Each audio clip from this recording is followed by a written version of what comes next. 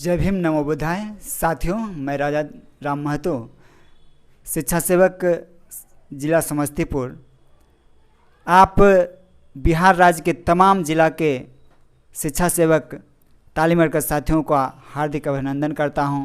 साथियों, और बड़े ही दुख के साथ ये भी कहना चाहता हूं कि बिहार के मुख्यमंत्री माननीय नीतीश कुमार जी ने हम लोगों का भविष्य एक तरह से बर्बाद करने का काम किया है। वह कैसे, आप वीडियो में डिटेल जानेंगे। इसलिए कहने का मतलब है कि जिस तरह मनुवादियों ने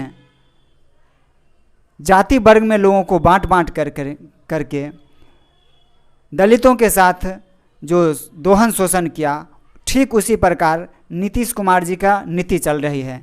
इसलिए कि जैसे ब्राह्मण वैश्य शूद्र, ब्राह्मण क्षत्रिय वैश्य शूद्र 4 वर्गों में बांटा, उसी तरह हम शिक्षा सेवक, शिक्षा से जुड़े शिक्षा सेवक को भी उन्होंने इसी तरह बांट करके हम लोगों के साथ बड़े ही घिनौनी हरकत कर रहे हैं। साथियों, मैं कहना चाहता हूं और कहना चाहूँगा ये कि हमारे पीछे जो लोग आए, उन्होंने DLED BEd की ट्रेनिंग लेकर के और आज हमसे आगे निकल गए और फुल फले शिक्षक बन करके आए, हमसे जूनियर आ गए और हम लोगों को इन्होंने शिक्षा सेवक के पद पर बैठा करके न कोई ट्रेनिंग करने का काम किए और न ही हम लोगों को आगे बढ़ाने का काम किए। आप भली भांति जानते हैं कि इसी तरह 1500 मानदेय पर शिक्षा मित्रों की बहाली हुई थी। उनकी भी बहाली जिस तरह हम लोग की हुई है उसी तरह उनकी भी हुई थी, लेकिन उसे शिक्षक का दर्जा दे दिया गया और उन्हें आज लगभग 35-37 हज़ार रुपया मानदेय मिलता है। लेकिन हम लोग को विगत 2008-9 से कार्य करते हुए अब तक मात्र 11,000 रुपये पर कार्य करना पड़ रहा है और ये स्थिति भयावह बन गई है कि आप देख रहे हैं कि दिनों दिन शिक्षा सेवक, तालीम मरकज ये जो है काल के गाल में असमय समा रहे हैं। क्यों? आर्थिक तंगी के कारण वो अपना इलाज सही ढंग से नहीं करवा पाते हैं। आप समझ सकते हैं 10,000 मानदेय मिलता है, उसमें कैसे इतनी बढ़ती हुई महंगाई में कैसे गुजारा होगा। विगत 6-7 वर्षों से हम लोगों की मानदेय में कोई भी बढ़ोतरी नहीं हुई, जिसके कारण और महंगाई तीन गुनी बढ़ती गई, जिसके कारण हम लोग अपनी भरण पोषण, बाल बच्चों का भरण पोषण, उनकी अच्छी शिक्षा नहीं दे पा रहे हैं। जहाँ तक अगर तबीयत खराब हो गया तो उचित इलाज के अभाव में शिक्षा सेवकों की जान जा रही है और वे असमय काल के गाल में समा रहे हैं। इतनी कम मानदेय मिलती है जिसके आधार पर बैंक आपको कोई लोन भी नहीं करता है, जिसके कारण आप कहीं न कहीं ये क्या है कि इसके चंगुल में फंसते जा रहे हैं, जो सूदखोरों के चंगुल में फंसते जा रहे हैं और इंटरेस्ट में ही आपका पैसा बहुत ज़ाया हो जाता है।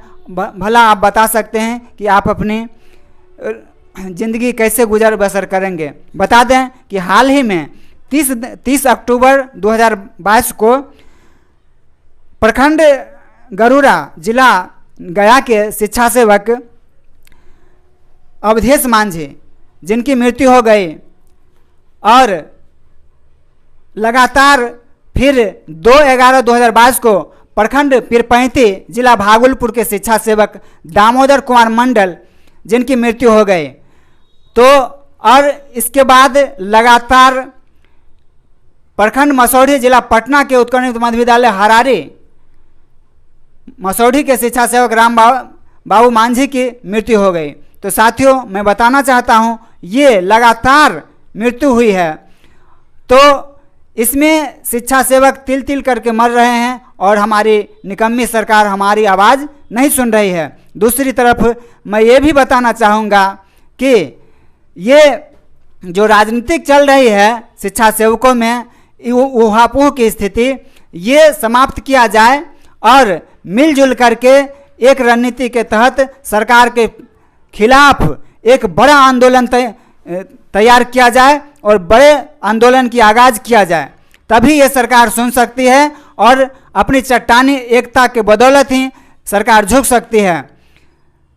जैसे बता दें कि जब तक हम लोग अपनी लड़ाई को धारदार हथियार नहीं बनाएंगे तब तक हमें सफलता मिलने वाली नहीं है।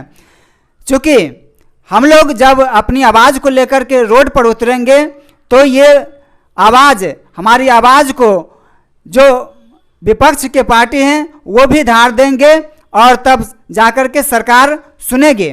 मेरे कहने का मतलब है कि हम शिक्षा सेवक संघ अपनी ही बैनर तले कोई भी कार्यक्रम करेंगे, किसी पार्टी के बैनर तले नहीं जाएंगे।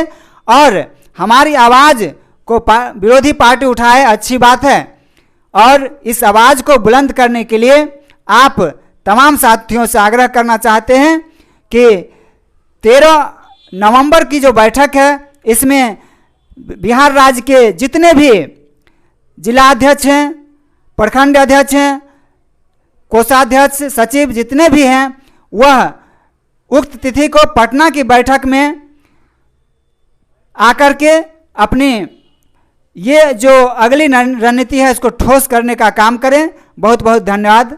आपका राजा राम महतो समस्तीपुर जिला से बिलोंग करते हैं और प्रदेश संघ संस्थापक सदस्य हैं। धन्यवाद।